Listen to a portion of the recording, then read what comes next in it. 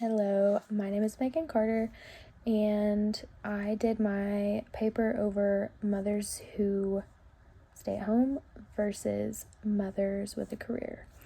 And going into this, I had a very biased opinion, mainly because the last 5 years I've been a stay-at-home mom, and I don't know anything different. But in August, that will change for me because I will begin my career and I will be a mother with a career.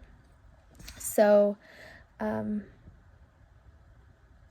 I'm really excited about that, but I did have just some biased theories and opinions that ended up not being what I thought that it would be. So I'm just going to jump right into it. My biggest thing that I want to get across is that working moms are so undersupported in the United States.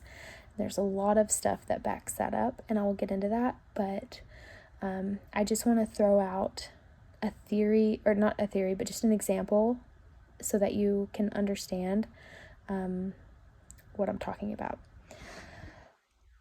I will start working in August, and if I wanted to have a baby, another baby, it would be my third baby,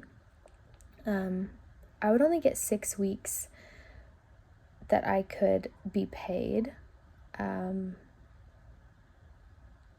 to stay at home with my child. So 6 weeks from birth to when they're 6 weeks old, that's the only time that I would be able to get to stay home with my child and still get my monthly salary. After that, you have to go back to work essentially, or you have to quit your job. And that's crazy to me.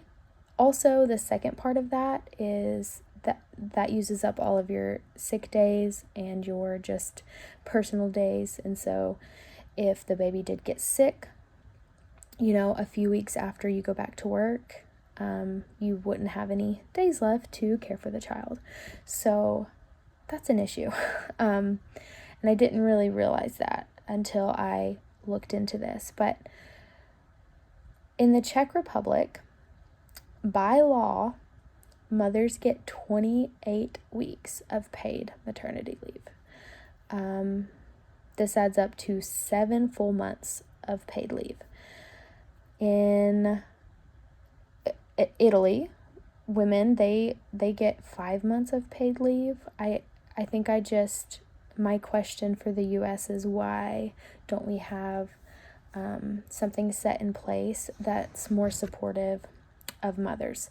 Another thing that is an issue is that if you talk to any lactation consultants, any pediatricians, just any person that knows anything about breastfeeding, it takes anywhere from 8 to 12 weeks to regulate your milk production and to get a proper latch with your baby.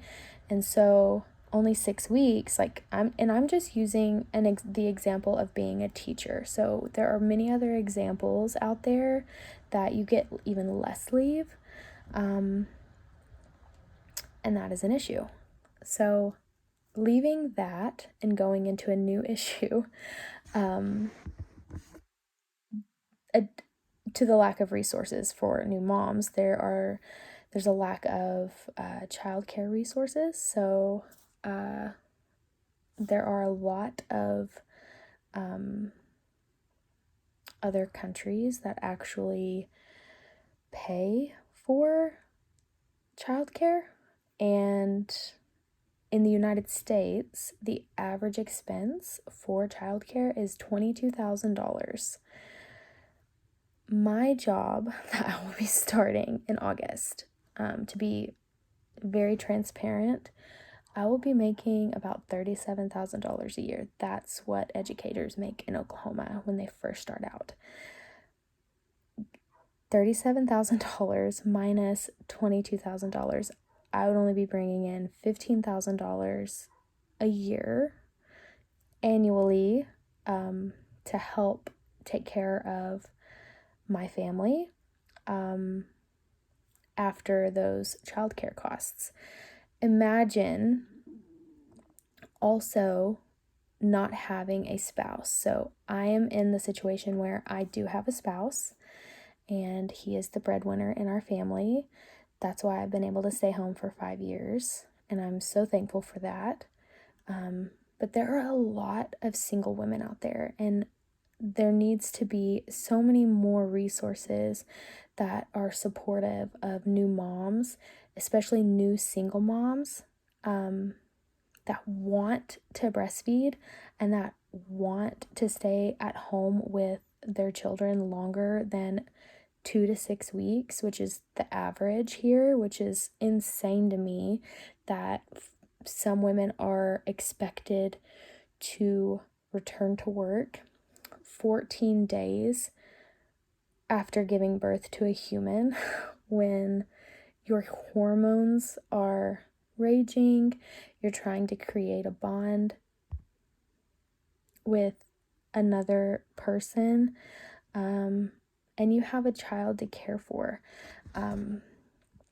It's just pretty wild to me. So I think that those are the two biggest things that we need to think about in the United States to just help support working moms. I'm not even a working mom yet, but I have so much respect and just, I just think a lot of women that have to go through this, it's just a lot to have to go through. But I want to move into the mental health aspect of employed mothers versus stay-at-home moms. So this was one of the things that surprised me a lot.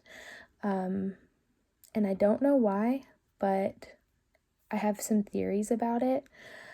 In a survey where stay-at-home moms and employed moms were asked if they were thriving, 55% of stay-at-home moms said that they were, and 63% of working moms said that they were thriving.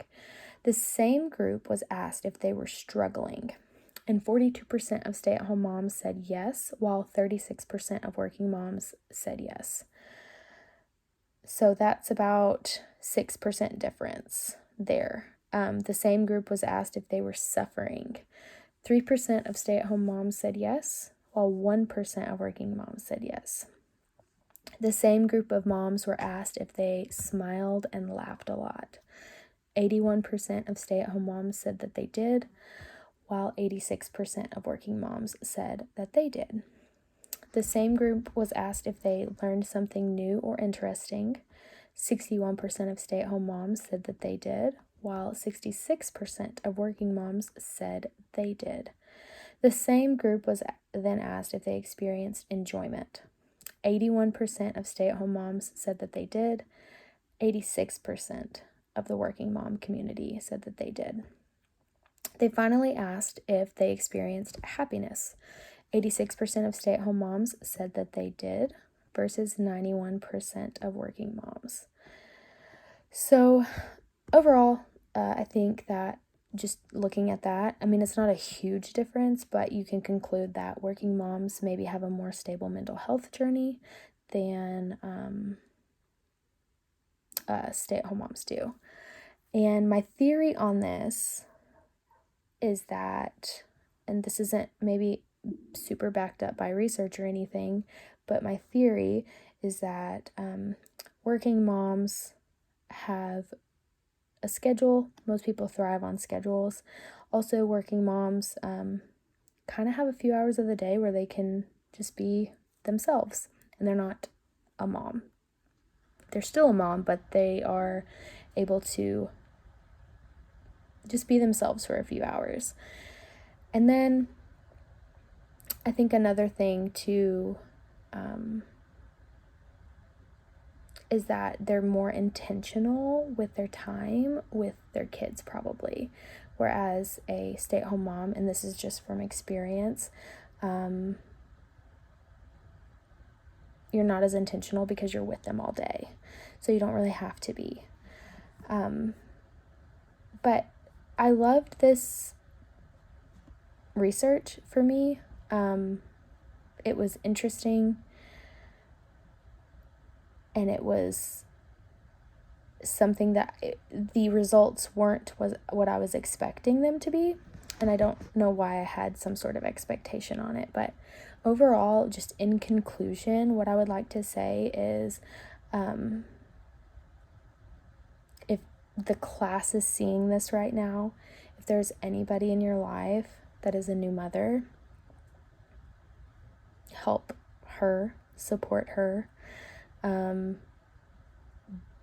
ask what they need, ask how you can support them, because looking through this, I did realize that there were a lot more moms, working and stay-at-home moms, that are struggling than I even realized, and so that's been really eye-opening for me.